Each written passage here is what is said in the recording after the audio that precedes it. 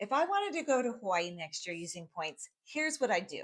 I'm Christina, the Point Savvy Traveler, and if I were starting completely from scratch, the very first thing I do is decide which island I want to visit and what kind of accommodations that I want. Do I want a resort or would I rather stay in an Airbnb? That matters because it determines which travel card I'd open first. For example, if I knew I wanted to stay in an Airbnb, I'd probably start with the Capital One Venture card since Capital One miles can be used to cover vacation rentals. If a resort is more my speed, then I'd probably start with the Chase Sapphire Preferred because they have several transfer partners with hotel and resorts in Hawaii. Once I chose the best card that earns transferable points for my specific trip, I put all of my normal spending on it until I hit the minimum spend for the sign up bonus.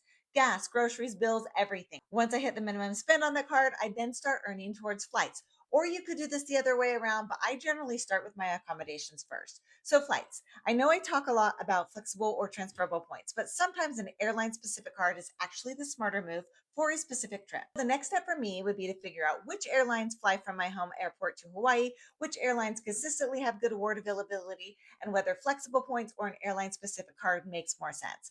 For example, from my closest airport, I can often find great award flights on Hawaiian Airlines, but the major banks don't transfer directly to Hawaiian. Instead, I might open an Alaska Airlines card because Alaska and Hawaiian now share the same loyalty program through Atmos Rewards. That bonus could help cover flights to Hawaii, which is exactly what I did for our trip to Hawaii this past spring, but it also would allow me to use any leftover points through Alaska Airlines. Once I choose which card is best for earning points towards flights, I'd repeat the same process I did with the first card, put all my spending on this new card until I hit the minimum spend and earn the bonus offer. Now, at this point, you have some points to work with and you can start booking accommodations and flights with points. The biggest hurdle a lot of people face is just getting started. Most people think that you need hundreds of thousands of points before you can even start planning to travel on points, but that's just not really true. And 1 year is actually plenty of time to build a solid stash of points and use them if you start intentionally. Now, I will say there's no one size fits all strategy. The cards that make sense for me might not make sense for you, depending on where you live, your airport, your travel style, your family size.